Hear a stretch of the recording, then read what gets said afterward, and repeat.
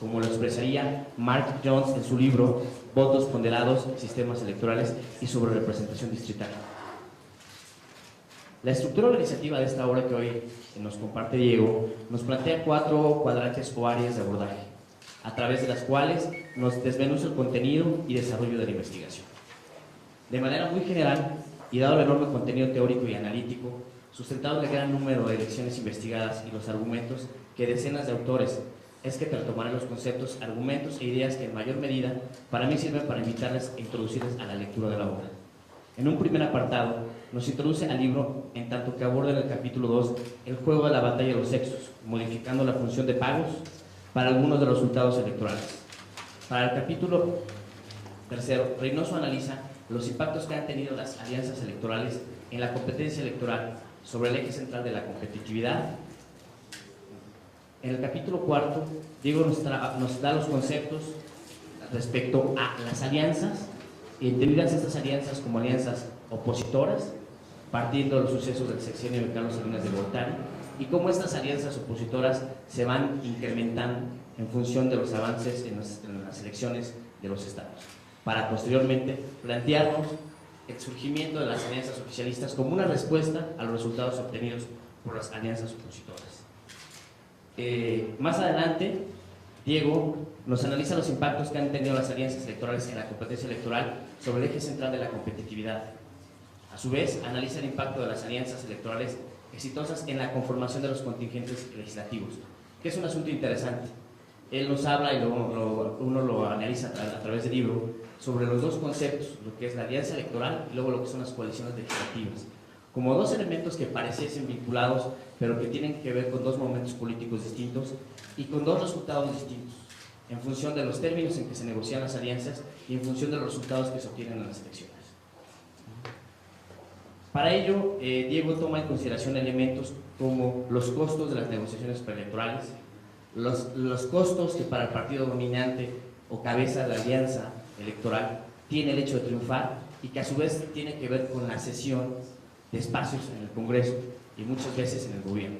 Ello también demuestra, por un lado, que se obtiene un triunfo en las urnas, pero que tal vez se pierde la fuerza del partido dominante en el ejercicio del poder. Todo ello lo hace Diego a partir del análisis de elecciones durante 23 años, durante las últimas 4 secciones, y hace un análisis comparativo entre el papel del partido gobernante en el Ejecutivo Nacional o Federal, en este caso, y el papel que juegan los partidos políticos en los estados. Muchos pensaríamos tal vez que la lógica es que mientras el Partido Acción Nacional ha gobernado 12 años, se debiesen de posicionar, incrementar y obtener mayor triunfo las alianzas que el Partido Acción Nacional encabeza. Y a lo largo de los estudios se muestra que esto no es así, que hay esos momentos donde, a pesar de que el gobierno federal tiene un partido gobernante, en los estados las alianzas que construye este partido gobernante no obtienen los resultados. O sea, la obra es interesante, ¿sí? La obra parte de un proceso de conceptualización de lo que entenderemos a lo largo de la obra como alianza electoral y coaliciones de gobierno. Elementos, desde mi punto de vista, y porque es un tema que hemos trabajado en algún momento, su servidor Diego, resulta relevante. Para quien no conoce, de manera que fuese superficial, los procesos electorales en México, y en especial en el ámbito estatal, Diego desmenuza de tal forma que hace comprensible y entendible lo sucedido a lo largo de estos últimos 4 sexenios en las elecciones de gobernador. Para ello analiza aspectos fascinantes que muchas veces el elector común o el ciudadano no analiza, pero que se encuentra ahí en la política diaria, en el ejercicio democrático. Parte del análisis motivacional e ideológico para la conformación de las alianzas, en principio, reitero, opositoras y más recientemente oficialistas, como él les llama, utilizando argumentos de Sartori al respecto.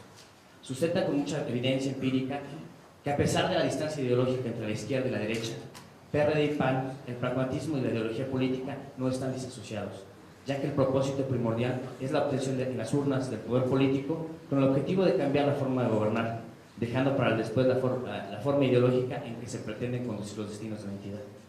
Otro elemento destacable desde mi punto de vista es el análisis que hace para que el lector entienda y comprenda los dos momentos en que estas alianzas electorales se dan y en qué sentido estas responden a intereses grupales o colectivos. Me refiero a las alianzas construidas desde las élites partidistas que responden a diversos incentivos que pueden no solo ser la participación y el triunfo electoral, sino más bien, dependiendo de los partidos conformantes, financiamiento público, posiciones en el gobierno, respalda políticas públicas hacia el gobierno, el partido mayoritario, etc.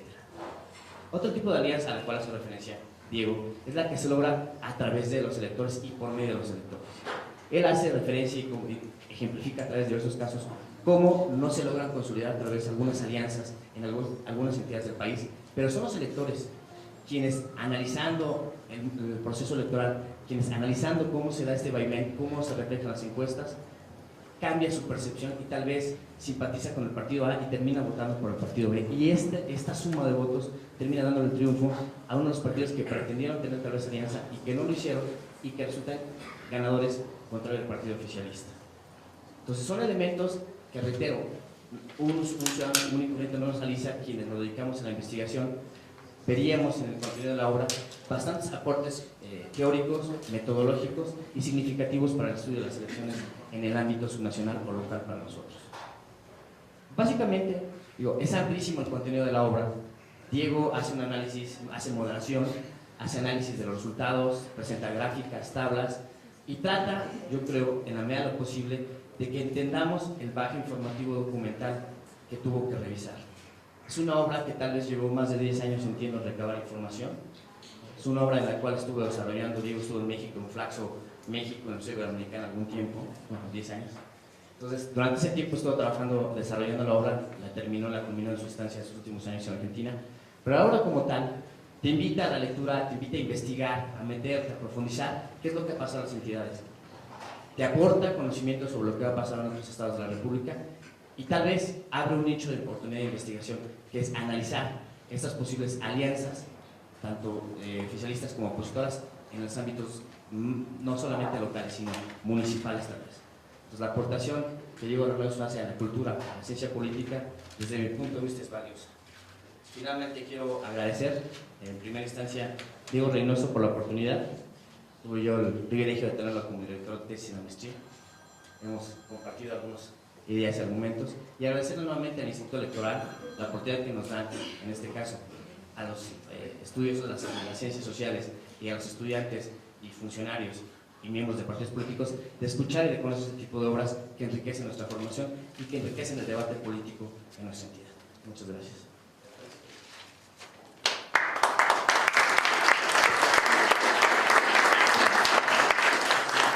Muchas gracias al maestro Figueroa Villegas. Reflexionaba hace unos momentos la oportunidad de presentar este libro justo cuando estamos en la construcción de las alianzas electorales en nuestro estado con motivo del proceso electoral en curso.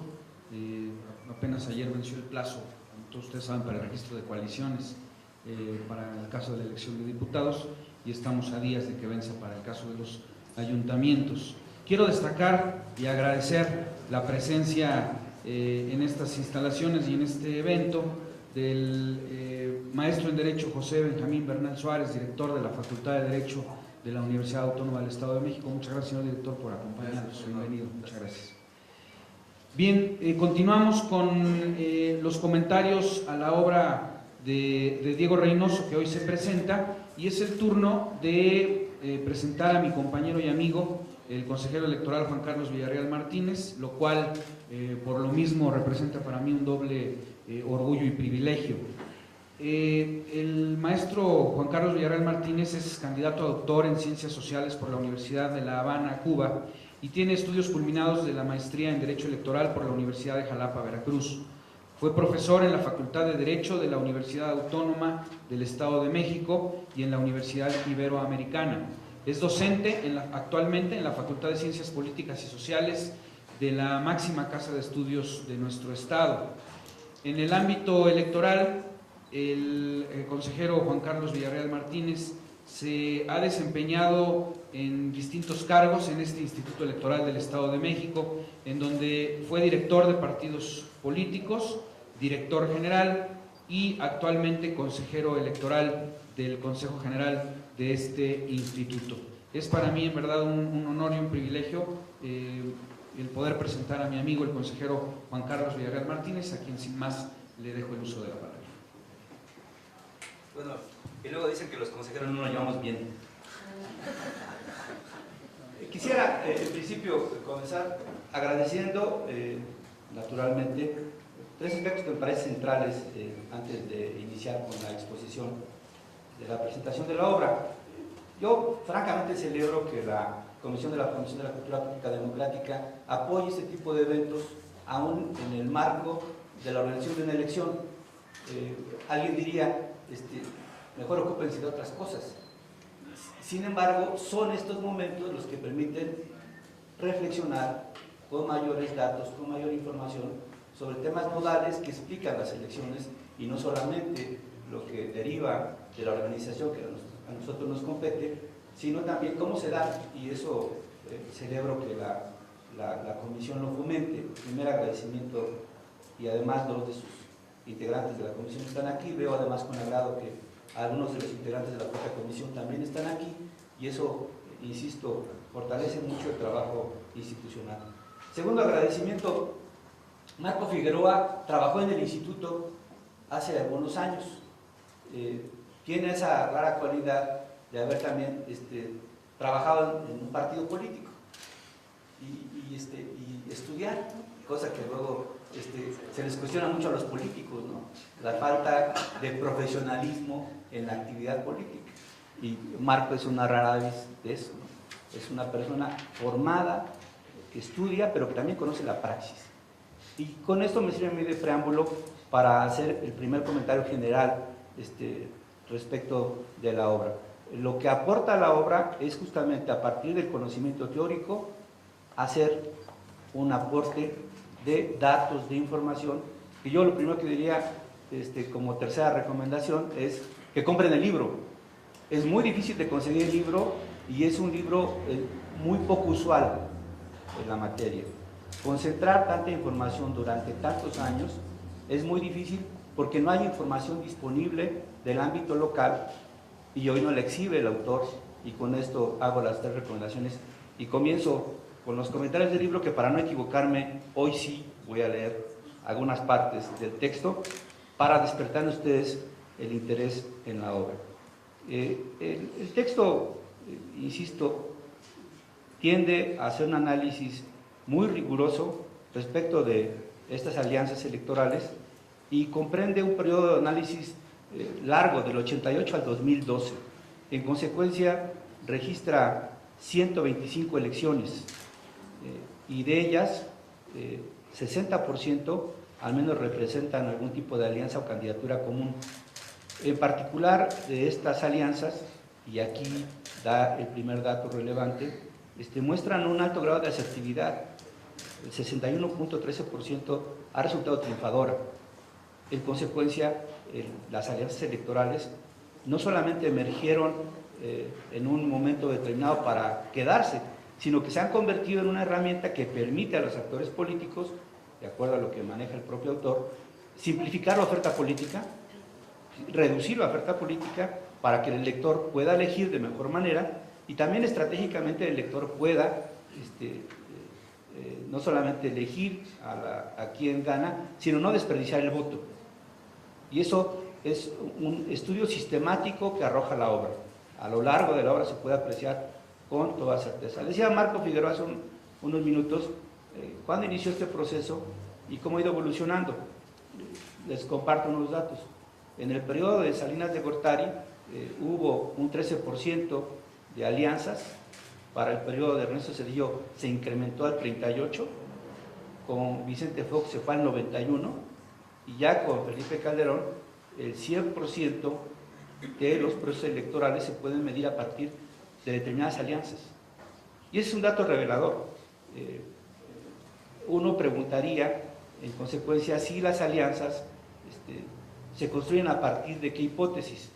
Y el propio autor ofrece algunas, digamos, ideas que voy a sintetizar también rápidamente. Hay una primera alianza de centro-izquierda formada en torno de un partido, en este caso el PRD, que predomina en todos los sexenios. En todos los casos, las alianzas en torno al PRD son muy regulares. En consecuencia, este partido es el más aliancista. Hay una nueva alianza, que es una alianza priista, que surge a partir del 2000. Antes de eso el PRI no se aliaba. Después del 2000, el PRI se alía, y me parece que esto leído en el tiempo también es un hallazgo muy relevante. Naturalmente hay otra alianza menos frecuente, pero que también se ha presentado, de centro derecha, que encabeza el Partido Acción Nacional. Como todos ustedes saben, todas las alianzas giran en torno de los 3 partidos políticos que concentran el 90% de los votos. Entonces, las alianzas, y esta es una primera definición que da el autor, no tienen necesariamente un vínculo ideológico. La pretensión de una alianza es naturalmente ganar la próxima elección de una manera pragmática a partir de varios supuestos. Uno de ellos es derrotar al partido hegemónico y en consecuencia lograr eso durante un periodo largo fue una de las principales motivaciones. Pero a lo largo del texto el autor ofrece información, ofrece datos que permiten derivar algunas otras valoraciones. ¿Qué otras cosas obtienen quienes se alían? Naturalmente, ya lo decía Marco, porcentaje de votos, número de curules, financiamiento público, y en consecuencia la alianza surge como una herramienta muy atractiva para los actores políticos.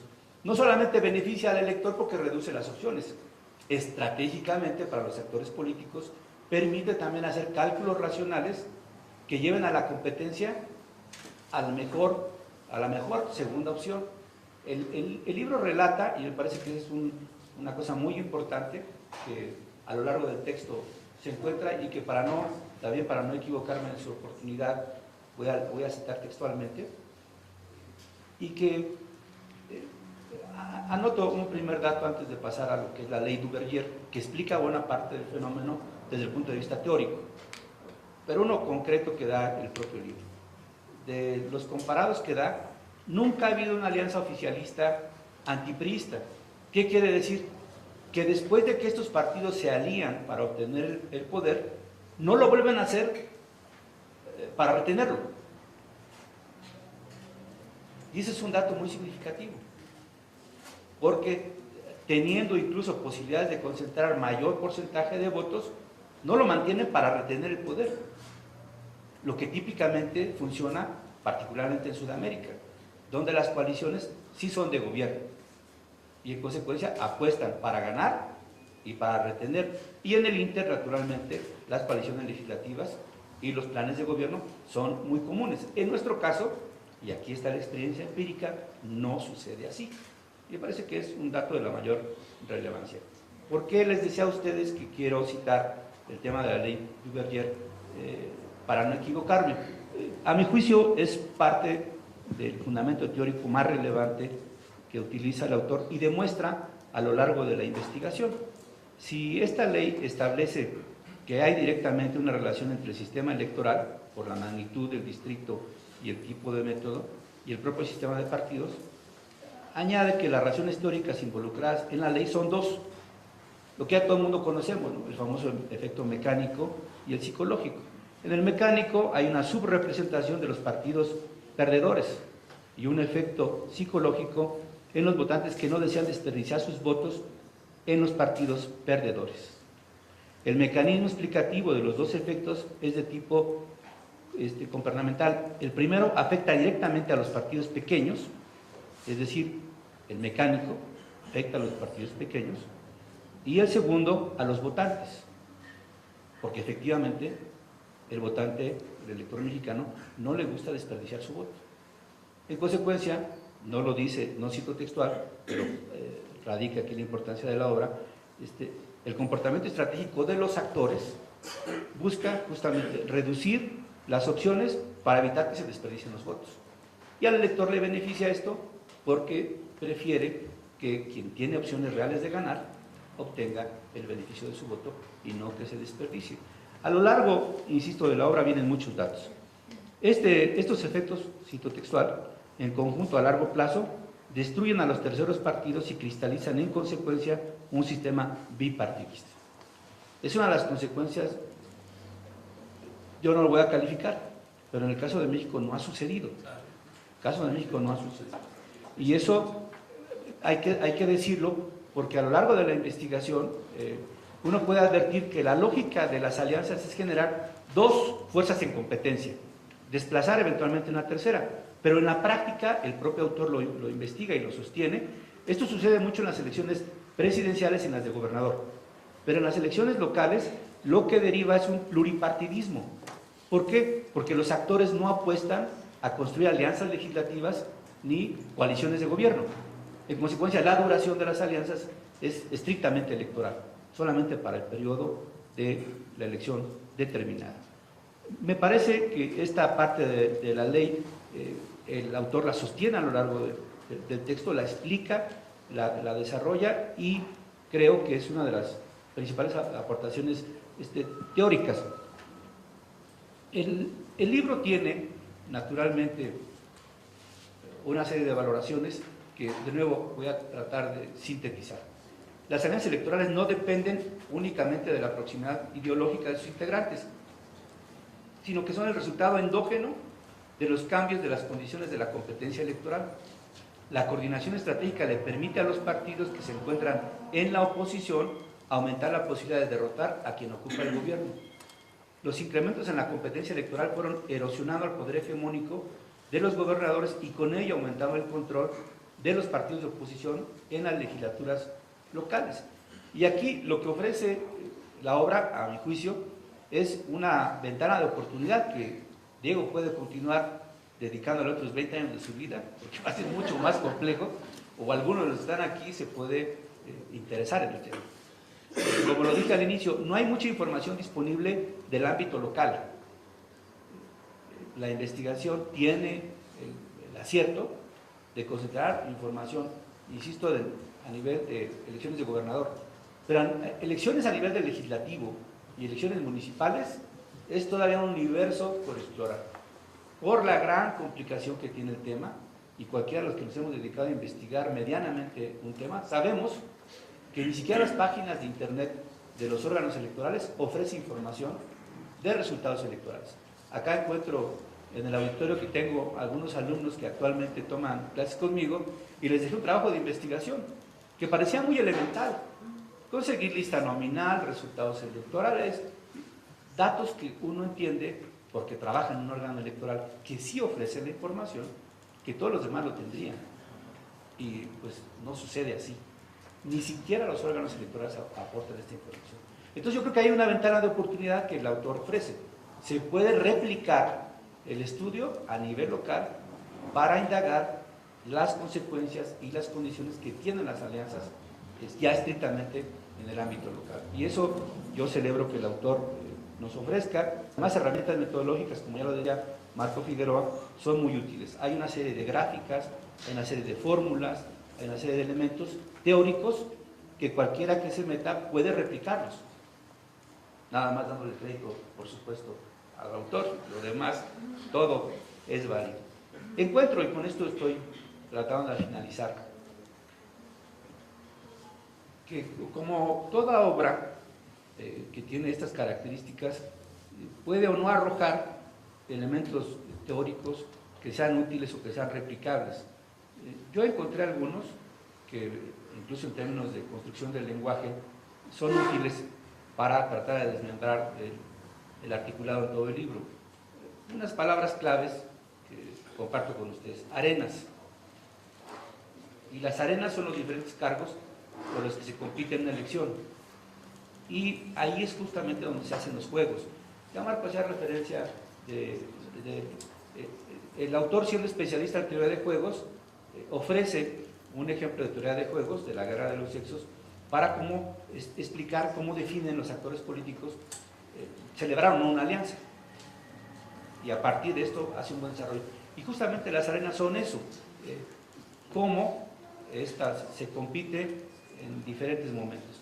Hay también una explicación que él señala como juegos anidados, que son las elecciones simultáneas de gobernador, de legislador e integrantes de ayuntamientos, combinadas, como lo que estamos viendo ahora, con el presidente de la República y con el legislador federal, porque el autor sostiene y lo demuestra que la elección nacional puede generar ciertos comportamientos a nivel nacional, pero no necesariamente se replica de manera automática en el plano local. En el plano local las cosas pueden suceder de una manera distinta, aunque estos juegos anidados lo que permiten es justamente que aumenten las condiciones para formar las coaliciones, viendo todo lo que está naturalmente el desperdicio del voto. Hay mucha bibliografía, diversos autores lo toman de formas distintas. Aquí se acuñó la frase de voto útil, en otras partes se le conoce como voto estratégico. Lo que el autor sostiene, y creo que es parte fundamental de la explicación de por qué las alianzas son exitosas, es que el elector mexicano no le gusta desperdiciar su voto. El elector mexicano construyó un sistema multipartidista en los 70, finales de los 70, los 80, que permitió el pluripartidismo. Y ahí sí hizo una fuerte inversión del Estado mexicano por garantizar que todas las expresiones políticas tuvieran cabida en el sistema político y estuvieran representadas en el legislativo. Pero conforme ha avanzado la competencia, ahora lo que vemos cada vez con mayor nitidez es que el elector tiende a preferir entre el primero y el segundo. Y bueno, las encuestas recientes, para no entrar a mayor detalle, parecen que así lo demuestran. ¿Qué podría sugerir, como se dice en Toluca, muy respetuosamente al autor? No soy tan.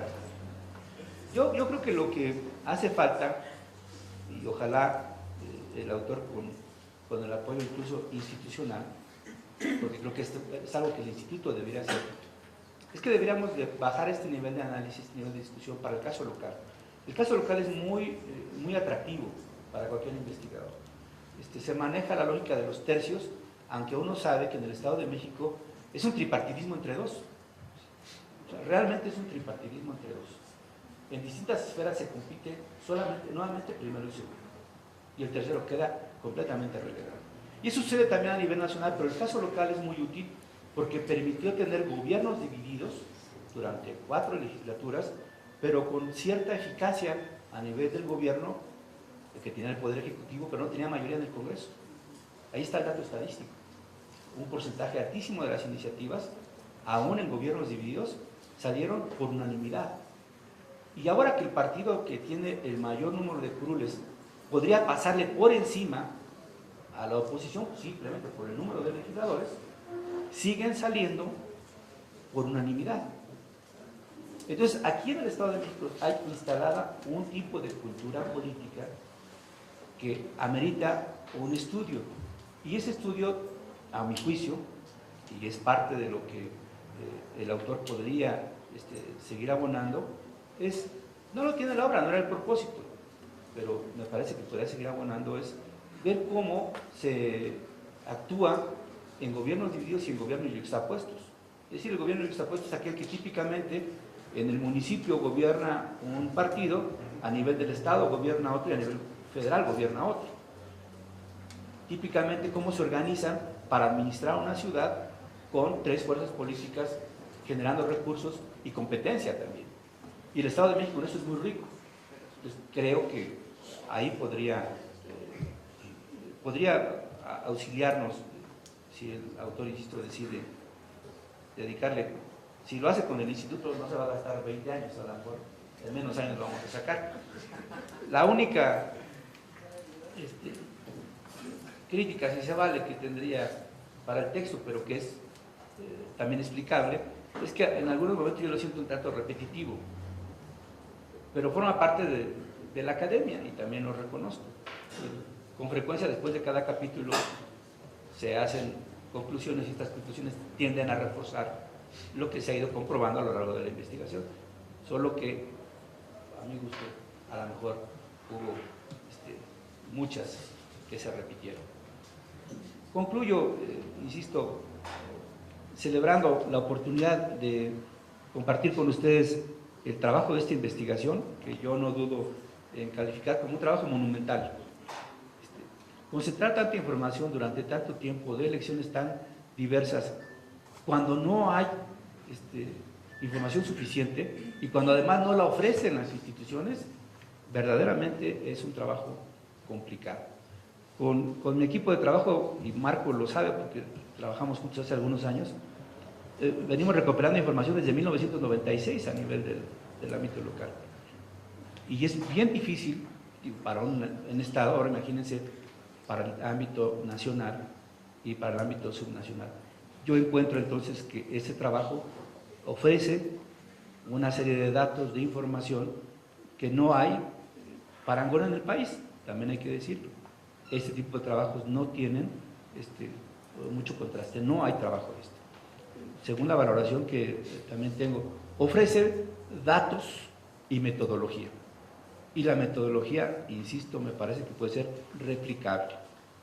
Y tercero, que no es menor, cualquier investigación que pretenda llevar todo un bagaje como lo hace esta a efectos prácticos, tiene la complicación, si no está bien conducida, y en esa parte yo celebro que el autor lo haya hecho así, partir de elementos teóricos, hipótesis que él sostiene, y luego cómo las va demostrando sistemáticamente a lo largo de la investigación.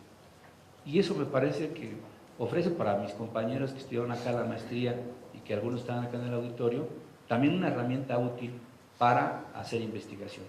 Insisto, celebro que tengamos la oportunidad de presentar este tipo de obras en pleno proceso electoral, ofrece información, da herramientas y agradezco mucho la oportunidad que tuvimos hoy de compartir este espacio con el autor. Gracias.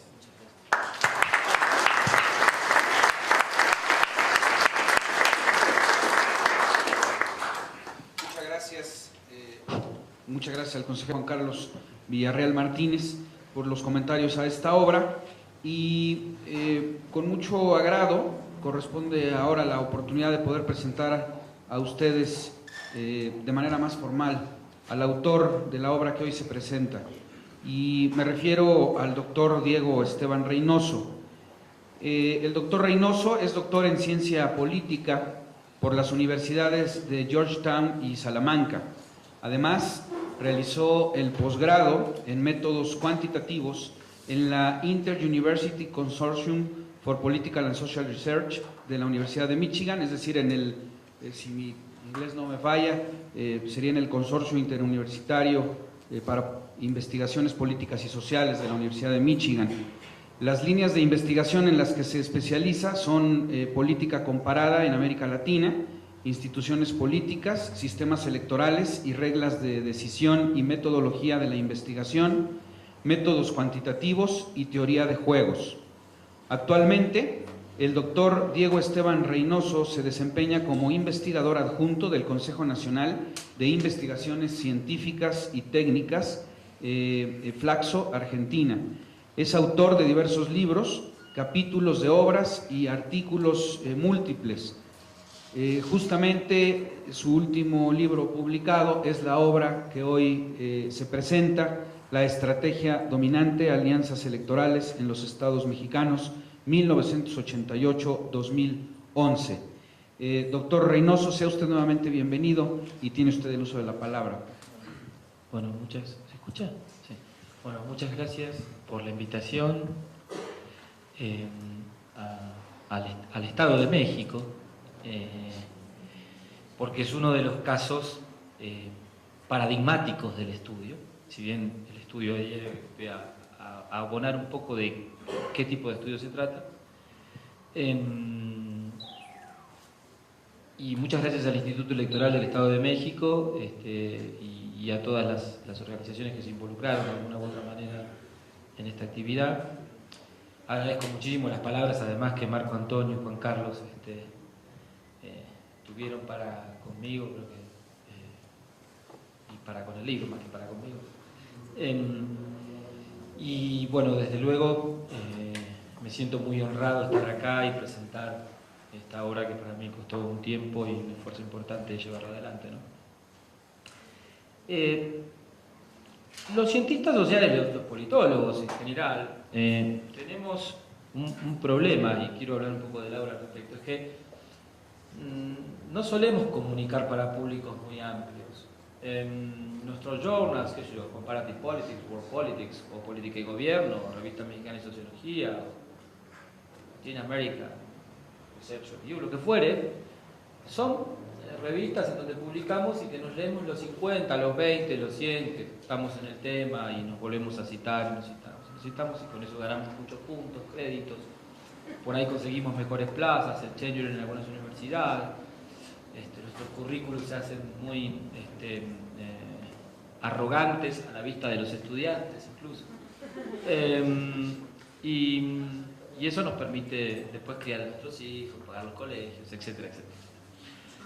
La diferencia nuestra con los periodistas es que los periodistas cuentan una historia de 2 o 3 días, hacen un libro de 8.000 páginas y en una semana venden 10.000 ejemplares. Y la gente los lee a ellos. Y no los lee a nosotros. Y este es un tema porque en general el estudio de la política, y quise decir periodistas, pero también debería decir muchos colegas, muchos académicos, suelen hacer estudios de casos y narrativas sobre los fenómenos sociales. Uno dice, viene la elección de 2011, después hay 50 libros sobre la elección del 2012, describiendo cómo fueron las casillas, el número de cosas, cómo fue acá, se votó allá.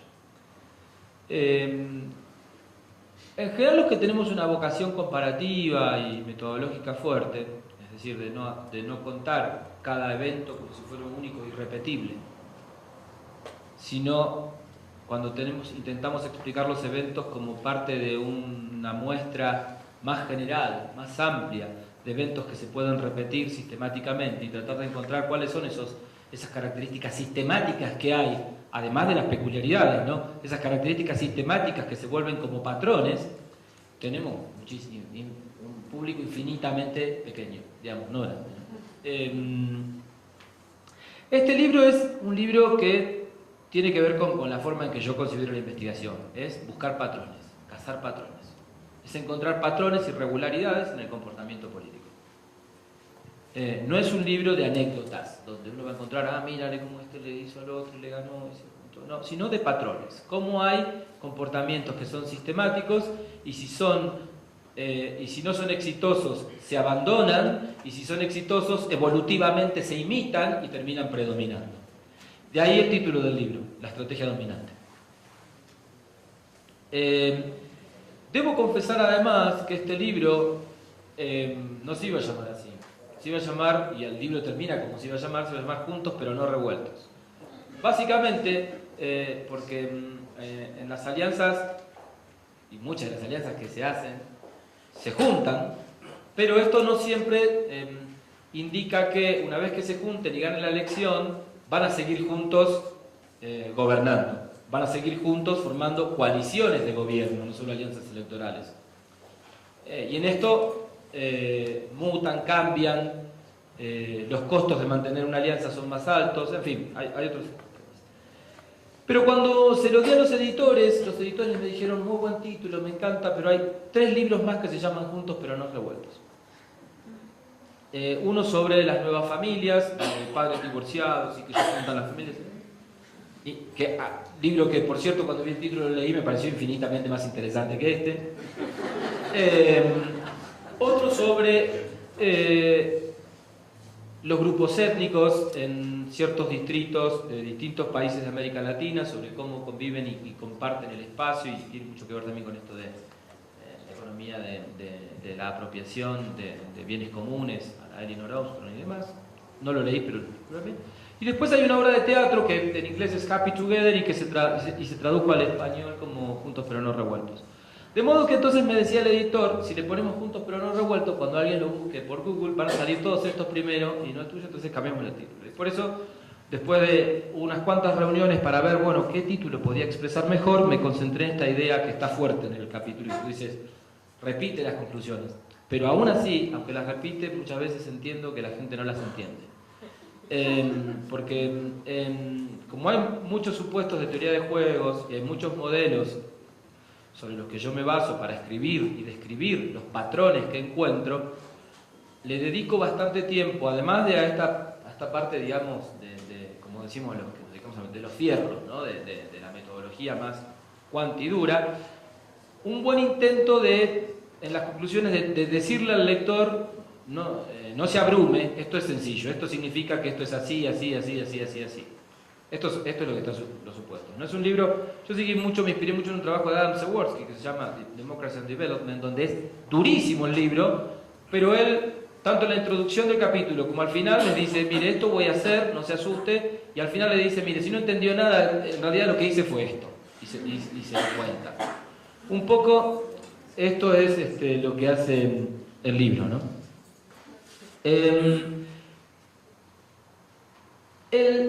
No, es muy difícil presentar un libro. Uno está más, de vuelta, por vicio académico, está más acostumbrado a presentar papers, documentos más contenidos, con un par de hipótesis.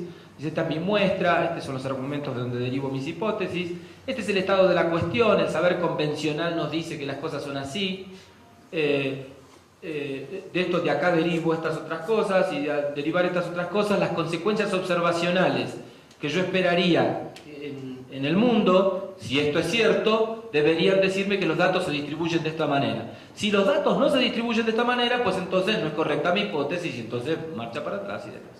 Si se distribuyen de esta manera, entonces, bueno, ahí al menos yo presento evidencia de que la hipótesis no es que está confirmada definitivamente, pero que la evidencia que presento, si usted la quiere refutar, va a tener que hacer un trabajo más fuerte que yo para convencerme de lo contrario, mientras no tenga mejor y más evidencia.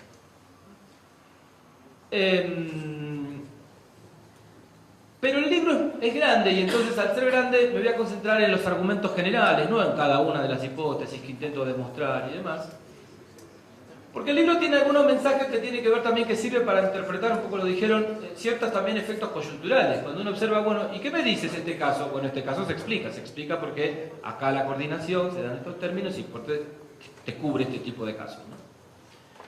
Yo un poco lo que quiero presentarles es un poco lo que inspiró al libro. En 2006 yo más o menos tenía el borrador del libro, después de varios congresos, presentar varios papers. Algunos se publicaron en revistas especializadas acá de México. Algunos. Y después de 2006, sobre todo después del sexenio de Felipe Calderón, me empezó a llamar la atención. Para ese momento yo ya tenía terminado el libro y muchas de las hipótesis fuertes. Y cuando los editores me dicen, mira, más o menos 3 años, 2008, 2009, me dicen, mira, hay muchas alianzas ahora. Sí, pues es lo que yo vengo a decir. En este sexenio va a ser el sexenio de las alianzas. Pues espérate, no lo publiquemos. Cubre todo lo que pueda las alianzas del sexenio de Calderón para que esté actualizado. Entonces yo le decía, sí, no tiene caso, porque lo que yo estoy prediciendo es que eso es lo que va a suceder. Va a haber muchas alianzas de este tipo, de este otro tipo y demás. Pues ya saben cómo son el tema de los editoriales, se dilata y demás. Y además, mi propia pasión por cargar datos, los datos estaban frescos, bueno, órale, vamos a la base de datos, a cargar datos, esperar elecciones. Cada año se volvía más interesante, había cosas más, cuestiones coyunturales que a uno lo hacían perderse, digamos, en el asunto. Y lo que me llamó la atención fue que en la prensa empezó a emerger una cierta preocupación por la formación de alianzas. E incluso en la prensa presentaban y empezaron a acuñar un término, fue el de alianzas antinatura, no me acuerdo ya cómo fue el término que empezaron a utilizar, antinatura, y me llamó la atención que parecía que las estaban descubriendo, y yo venía señalando de que estas alianzas sí se vienen haciendo incluso desde el sexenio de Carlos Salinas de Gortari,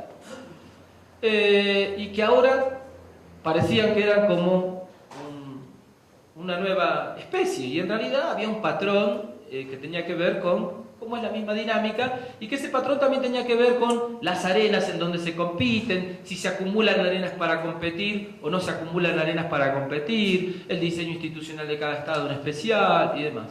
Entonces, bueno, el libro lo que intenta demostrar es que esos patrones se cumplen y se pueden entender claramente. No voy a entrar en la especificidad, pero lo que pueden ver ahí es la probabilidad de encontrar una alianza en un año determinado, ¿no? La curva que ven ahí es una típica curva estimada con un modelo logístico, Logit,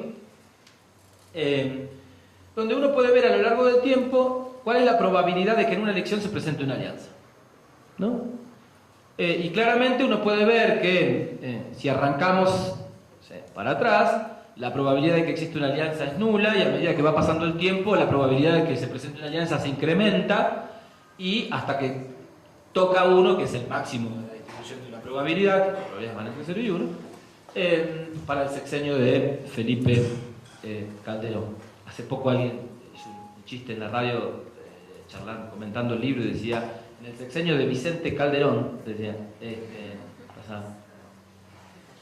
fueron en aumento exponencial, en forma exponencial. Eso está muy claro y se puede ver, le dedico un capítulo entero para encontrar, descubrirlas, verlas minuciosamente, cuál es cada una, cómo fue cambiando, cómo se hicieron, un poco de alguna historieta en torno a cómo se formaron, si fallaron o no fallaron, pero eso es finalmente, después de todo ese gran relato y narrativa y caso, el patrón que se encuentra. Ahí hay un patrón de un comportamiento evolutivo, hay un incremento en la lógica de formar alianzas. Esa es la distribución más o menos a tasas fijas de cada uno de los años, de cuál es la probabilidad de encontrar una alianza en cada uno, y bueno, va de 10, 50, 90, uno va aumentando claramente. Esta es, digamos, la última foto. Uno podría el libro también pensarlo como 4 fotos. 4 fotos, es decir, 4 fotos de sección cruzada, transversales, de cada uno de los sexenios. La foto del sexenio de Carlos Salinas de Gortari, la foto del sexenio de Zedillo, la foto del sexenio de Fox, la foto del sexenio del gobierno de Calderón, y cómo fueron cambiando, primero, el número de partidos que tienen registro en cada estado, el número de candidatos que se presentan, porque no siempre el número de partidos, cada partido tiene su propio candidato, entonces ahí, algo que señalaba el maestro Juan Carlos, se produce un efecto de reducción, el número de alianzas que se presentan, si la alianza es exitosa o no, quién gana, cuál es el partido que gana o que encabeza, digamos, el número de partidos que integran la alianza, en fin, muchos datos de este tipo que hay a lo largo del libro y que se ponen en consideración. Y se intenta ver si hay relación entre estas variables. Si no solo son así, sino que además hay un patrón persistente a lo largo del tiempo en la distribución de estos datos, o es puro azar, o cada elección es una elección en sí misma y, bueno, cada caso se explica una vez que sucede, más que se explica se intenta comprender, digamos, después de que sucede y damos cuenta del caso. Yo parto al revés de esta posición. No digo que eso esté mal, digo que eso se hace.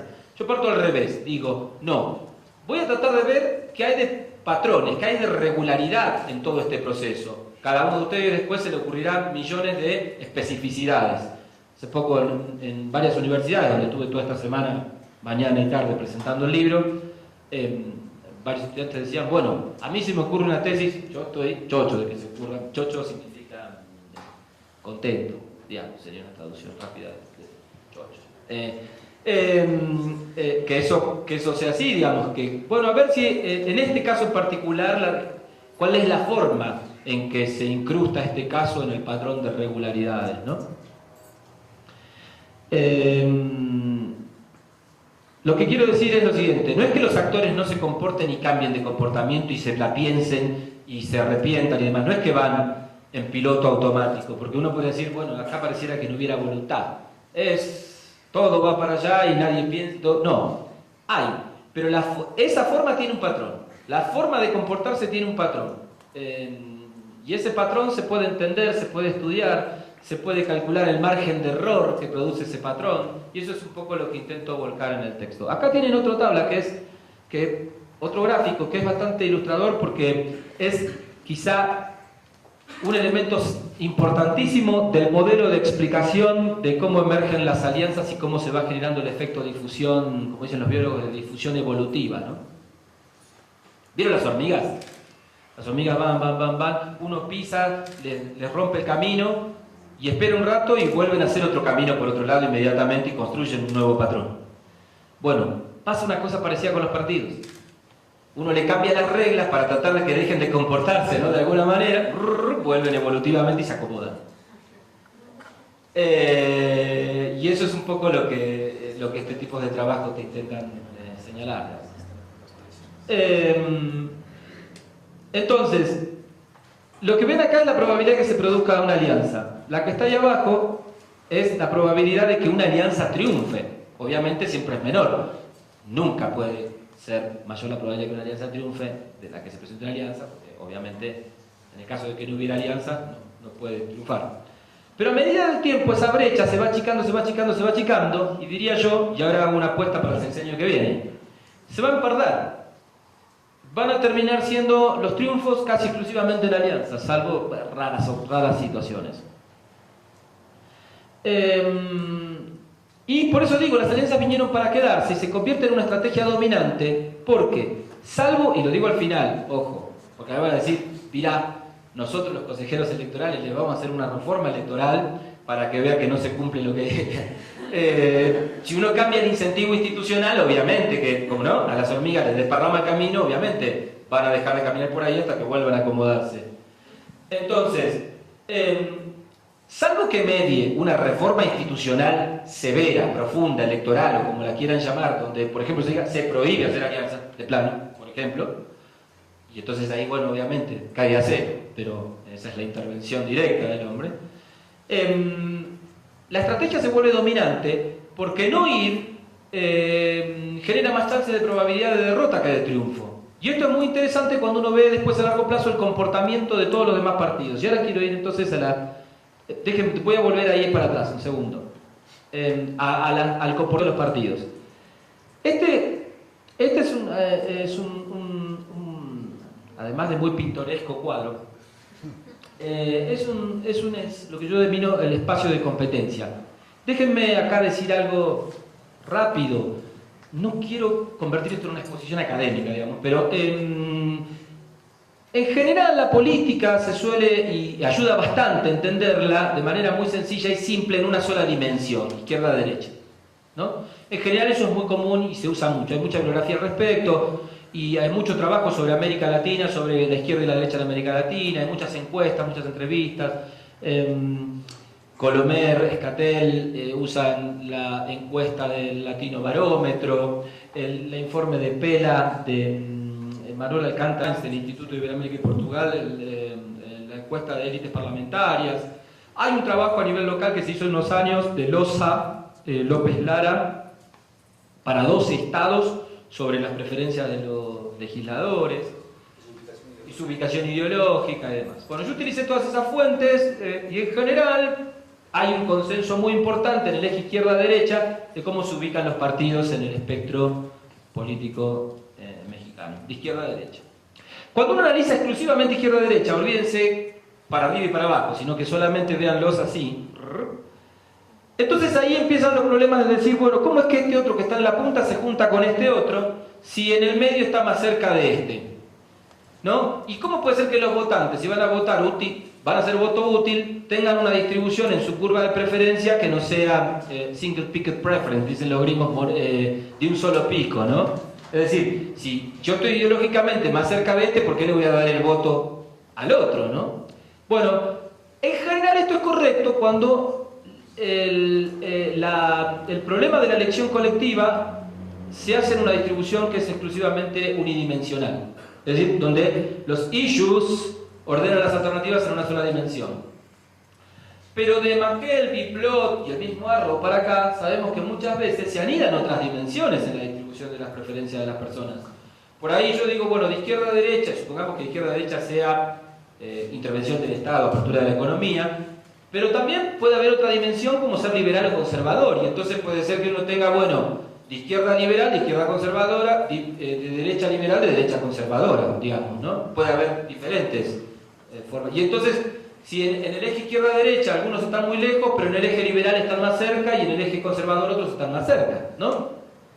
Y así con centralización, descentralización, y así con federalismo unitario, así con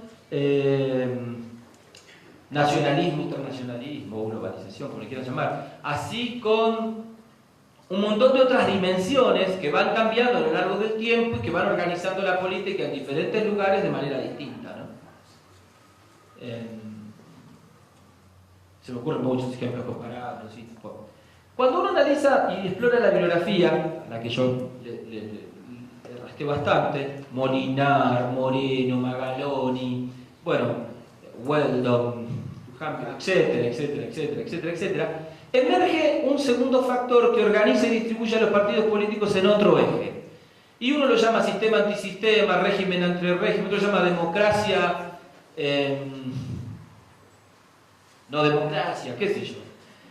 Y cuando yo veía el problema, veía que era muy similar al problema que se plantea en Argentina, que se plantea también en Perú, que se planteaba en Perú, que se plantea también en Venezuela, que es el peronismo-antiperonismo, y en este caso prismo-antiprismo. que tiene mucho que ver con el partido que tiene más dominio territorial, más poder territorial, el peronismo en Argentina, ¿no? Ahora el chavismo se excedió un poco, digamos, pero el petismo podría llegar en Brasil a tener una cosa parecida. Entonces, en muchos distritos, cuando la dominancia de un partido, y por eso evité el uso de democrático o no democrático, porque parece que ya ese no es el issue, ¿no? Entonces es muy fuerte el otro issue de el que domina contra los que no dominan, digamos, ¿no? Y eso organiza nuevamente la política y los acerca. Y entonces el otro eje un poco expresa la posición de los partidos, sobre todo ya Molinar Orcasitas ya lo tenía, lo había mapeado esto, en torno al otro eje, que podríamos decir priismo, antipriismo, por decirlo de alguna manera. Y en donde si ustedes ven, los partidos por ahí están más, ahí sí están más cerca. El PRD y el PAN tienen un componente de antipriismo que los hace más cercanos, a pesar de que están más distantes en el componente izquierda-derecha. Pero lo que es interesante, además del PRI, PRD y PAN, que es algo que todo el mundo sabe, que en general se comparte ampliamente y hay mucho consenso en la distribución, es el lugar estratégico de los partidos chicos en el centro de la distribución, que les permite una ventaja estratégica considerable. Y cuando digo ventaja estratégica considerable, no estoy diciendo que eso sea ni bueno ni malo. Cada uno sacará su propia conclusión, yo tengo la mía, pero yo no hago valoraciones ni emito juicios políticos en el trabajo normativos sobre quién es bueno y quién es malo, ¿no? Esta ventaja estratégica les permite estar próximo muchas veces a distintos partidos políticos. Y en muchos momentos les permite que incluso en mismas rondas electorales puedan ser aliados de un partido en una elección, aliados de otro partido en otra y aliados de otro partido en otro estado. Y en algunos casos incluso ser ganador en todos los estados. Esa ventaja estratégica que tienen esos partidos les ha permitido sobrevivir, obtener financiamiento, tener muchos cargos en las legislaturas, ser partidos exitosos políticamente hablando. Y entonces, si uno analiza incluso el número de partidos durante todos estos sexenios que me dijeron, ¿cuáles fueron los que sobrevivieron? Hay una gráfica muy interesante. Sobrevivieron los que tuvieron este comportamiento pragmático. Todo indica que los incentivos están para que sobrevivan los que son pragmáticos. Si México Posible se vuelve fuertemente ideológico y nosotros tenemos una posición y no vamos con nadie, no aparece más en la gráfica. Con esto no estoy diciendo que mal, seguramente, yo digo, mi temor de decir estas cosas sin valoraciones que empiece a inspirar por a ver cómo hacemos una reforma para que esto no sigan teniendo, y eso pasa, digamos, cuando uno ve la reforma en los estados, es reforma tras reforma, reforma tras reforma, y pareciera que, bueno, a ver, dejemos ver cómo funcionan las reglas un largo tiempo para ver qué efecto producen, porque si no, no podemos ver el efecto de las reglas. Esto genera lógicas de alianza muy distintas. Si yo computo 4 lógicas de alianzas o 4 tipos de alianzas distintos, las típicas que voy a llamar de centro-izquierda, PRDistas también las podemos llamar, que son PRD-PT, convergencia muchas veces sumándose. Distingo las alianzas anti-PRI de las... hay una expresión que a mí me había llamado mucho la atención, me parecía muy graciosa y ocurrente, que fue en la elección interna del PRI para decidir a su candidato presidencial, ¿se acuerdan? Madrazo contra... y que habían armado el TUCOM, todos unidos contra Madrazo. Yo decía, estas serían algo así como el TUCOM. Y son alianzas en donde todos unidos contra el PRI. Por ejemplo, Chiapas 2000 es un ejemplo de esa elección, todos unidos contra el PRI, gana Salazar en Cuchilla. Y hay otro caso de todos unidos contra el PRI, pero también hay alianzas que podríamos llamar alianzas priistas que no son todos unidos contra, porque son básicamente el núcleo PAN-PRD y alguno más. PAN-PRD Convergencia, PAN-PRD Verde, más chiquitas. A los efectos prácticos las pongo a las dos como juntas para analizar su distribución a lo largo del tiempo, pero tienen dos lógicas distintas, ¿no? Porque las otras... cuando hay grados de competencia más o menos estable y el dominio político del PRI no es tan severo, digamos, en términos de su voluminosidad política, PAN-PRD se juntan, pero cuando ya es histórico y muy grande, bueno, tienden a prevalecer las otras que son más ampliadas. Pero después del 2000 esto se modificó mucho y hay menos de las ampliadas porque hubo un cambio muy importante en el sistema político mexicano. El PRI comienza a hacer alianzas, que vamos a llamar alianzas priistas. El PRI comienza a hacer alianzas en muchos casos para recuperar el Estado que perdió en manos de una alianza o en algunos casos para defender el Estado. Cuando digo defender, es decir, una alianza oficialista en el cargo, el gobernador en el cargo, sigue, el partido en el cargo, forma una alianza para enfrentar a otra alianza que seguramente le puede disputar y por efecto contagio, aparte se van viendo que van teniendo éxito, y entonces tiende a formar alianzas. En general son variadas, lo constante de estas alianzas son PRI, Partido Verde, pero hubo casos en donde el PT se ha sumado a alguna de estas alianzas y también casos donde el PANAL se ha sumado. Bueno, para la elección nacional el PANAL se iba a sumar y finalmente no se sumó, pero hubiese sido una alianza PRI, claramente PRI Verde PANAL, ¿no? Podría ser. Estos son los 4 tipos, digamos, de alianzas que predominan. Esta es la evolución, digamos, de estas alianzas, pero esta gráfica, y con esto para no aburrirlos más, voy a terminar. Esta es la distribución de la evolución probabilística de estas alianzas. Estas son las alianzas de centroizquierda, las alianzas del PRD, digamos, sin PAN. Estas son las alianzas de centro-derecha, las alianzas que hace el PAN con otros partidos sin PRD.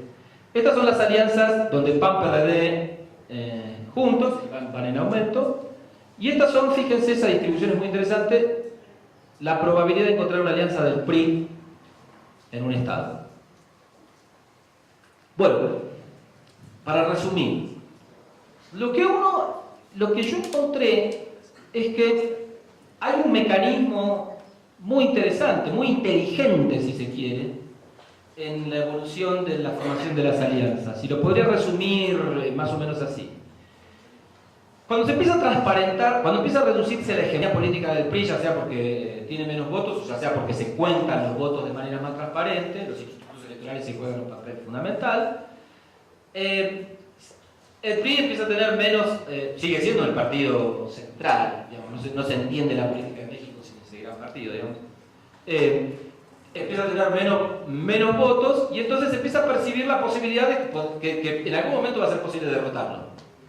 Esto invita a formar alianzas. Las primeras alianzas se hacen en el sexenio de Salinas, San Luis Potosí, Tamaulipas. No logran triunfar algunas de estas alianzas, pero sí de acortar el margen de victoria de los resultados, algo que es histórico. Si antes se ganaba por 60 puntos porcentuales, se le gana por 15, 10, 5, ¿no? Esta percepción de que se está cerca va disparando la posibilidad de formar alianzas un poco más ampliadas, porque si estoy a 5, sumar a uno más que sume 7 puede ser decisivo. Se empiezan a suceder triunfos electorales de alianzas electorales, las alianzas se vuelven entonces estrategias exitosas, empieza un efecto difusión, que ya lo vimos antes, empieza como una especie de, ¿vieron como la pólvora? Muchas alianzas por todos lados, algunas son exitosas, otras no, muchas de estas son muy exitosas, van derrotando al PRI en los estados, en muchos de estos estados, van generando alternancias, pero también empiezan a imitarse de la oportunidad de presentar el libro acá en el Estado de México, que es un estado interesante, muy clave. No se han formado alianzas antipriistas, gobierno, y lo presenté en el estado de Tlaxcala, que fue el primer estado donde se produce una derrota por una alianza, y para mí fue una situación interesante estar hablando en estos dos lugares, porque aparte me parecen muy significativos. Son mis objetos de estudio y cuando uno está ahí se siente muy excitado en el mejor sentido de la palabra. Muchas gracias.